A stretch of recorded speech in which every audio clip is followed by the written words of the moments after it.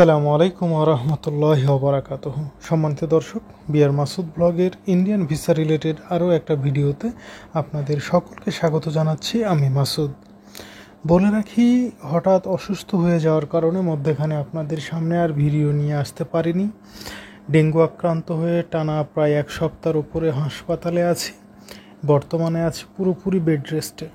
তবে এর মধ্যে বেশ কিছু ইন্ডিয়ান খবর আমার কাছে এসেছে, যে খবরগুলো আমি আপনাদেরকে দিতে পারিনি বলে আসলে নিজের মধ্যে থেকে একটা অস্থিরতা কাজ করছিল।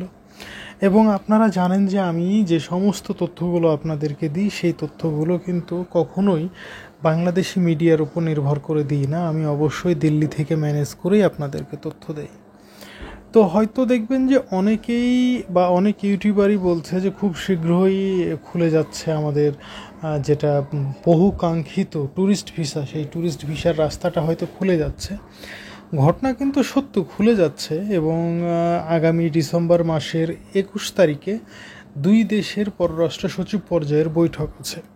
এবং এছাড়াও কিন্তু ভারতের পররাষ্ট্র মন্ত্রণালয় থেকেও কিন্তু খুব ইতিবাচক সাড়া দিয়েছে। তো আসলে প্রশ্ন হচ্ছে যে হঠাৎ করে ইতিবাচক সাড়া দেওয়ার কারণ কি? কারণ ভারত তো স্পষ্টভাবেই জানিয়ে দিচ্ছিল যে আমাদের সাথে তারা সম্পর্ক রাখবে না, ভিসা দিবে না। এরপরে তো দেখা যাচ্ছে যে স্লট কমাইতে কমাইতে এমন একটা অবস্থায় নিয়ে চলে আসলো যে স্লটই পাওয়া যাচ্ছে না। এরপরে তাদের অ্যাম্বাসিতে গেলে সেখান থেকেও আমাদেরকে বের করে দিচ্ছিল।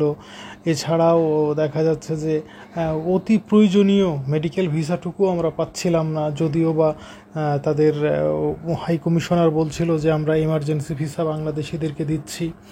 তো সব মিলিয়ে এই মুহূর্তে হঠাৎ কি হলো যে তারা ইউটার্ন নিচ্ছে?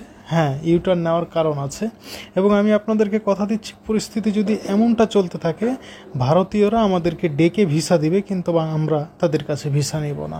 তো এখন আসলে জানা যাক যে ইউটার্ন নেওয়ার কারণ কি, এই মুহূর্তে কেনই বা ভারত ইউটার্ন নিচ্ছে। কারণ ভারতের পররাষ্ট্র মন্ত্রণালয়ের মুখপাত্র কিন্তু এখন পজিটিভলি বলছে তারা বাংলাদেশিদেরকে ভিসা দিবে এবং খুব শীঘ্রই তারা আমাদেরকে ট্যুরিস্ট ভিসাও দিবে। কিন্তু হঠাৎ কি হলো, এমন কি হলো যে তারা বেঁকে বসলো?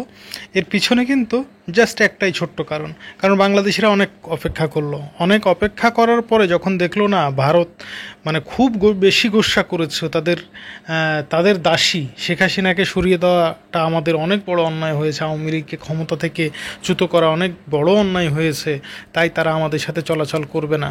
বাংলাদেশের সাথে এবার যখন পাকিস্তানের একটা কূটনৈতিক সম্পর্ক শুরু হয়ে গেল, এমনকি তাদের সাথে আমাদের বাণিজ্যিক জাহাজ চলাচল শুরু হয়ে গেল, এইবার তাদের মাথাটা খারাপ হয়ে গেছে। কারণ ভারতের ব্যবসায়ের একটা বিশাল বাজার হচ্ছে বাংলাদেশ।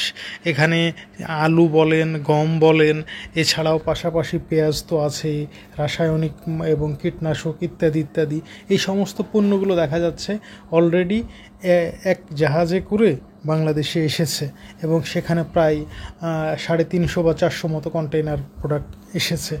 এবং এতে বোঝা যাচ্ছে যে পাকিস্তানের সাথে বাংলাদেশের বাণিজ্যিক সম্পর্কটা আরও দিন দিন বাড়তে থাকবে।